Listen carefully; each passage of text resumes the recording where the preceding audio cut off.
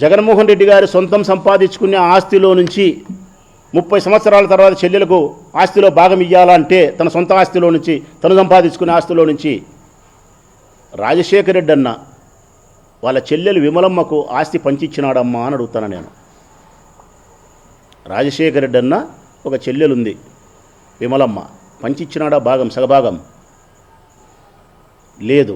షర్మిలమ్మ భర్త అనిల్ ఉన్నాడు, మరి ఆమెకు చెల్లెలు ఎంతమంది ఉన్నారో నాకు తెలియదు, కానీ ఉంటే తన తండ్రి సంపాదించిన ఆస్తిని కానీ ఆ తర్వాత అనిల్ సంపాదించుకునే డబ్బులో నుంచి ఆస్తుల్లో నుంచి సగభాగం తన చెల్లెలకు పంచిచ్చినాడా అని అడుగుతానా నేను.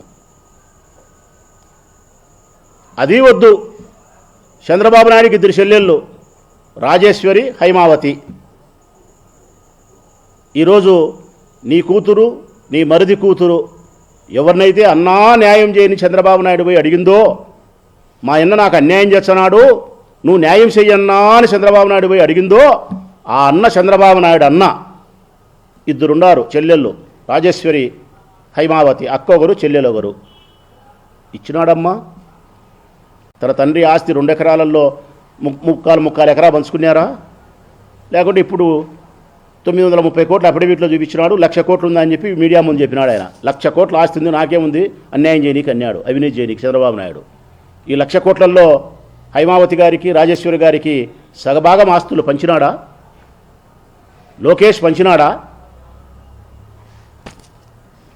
లోక విరుద్ధమైనటువంటి అభిప్రాయాలను తీసుకొచ్చి జగన్మోహన్ రెడ్డి గారి మీద రుద్ది ఆయన వ్యక్తిత్వాన్ని హననం శత్రువులు చేసినారు. ఇప్పుడు ఇంట్లో వాళ్ళే వేస్తున్నారు. ఎక్కడో లేరు తల్లి, శత్రువులు ఎక్కడో లేరు. సినిమాలో త్రివిక్రమ్ సినిమాలో ఎవడు చెప్పిన డైలాగ్ చెప్పినట్టు ఎక్కడో లేరు. మన ఇళ్లలోనే చెల్లెళ్ళ రూపంలో తిరుగుతున్నారన్నారు. ఇప్పుడు చెల్లెళ్ళ రూపం అయిపోయి అనలేకపోతానా నేను.